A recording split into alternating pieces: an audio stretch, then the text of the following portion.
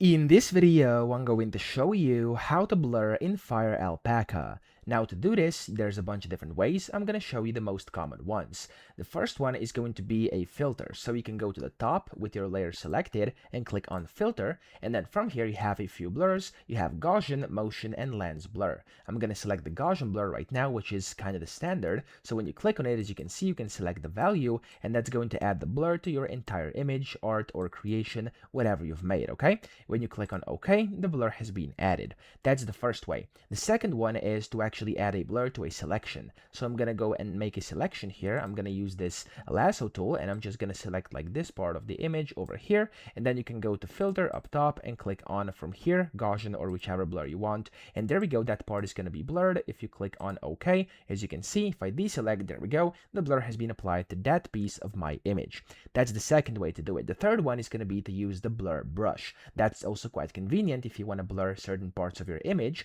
So go and select the brush tool up top, then go to brushes over here, and then you want to click on this button to be able to search and type in blur.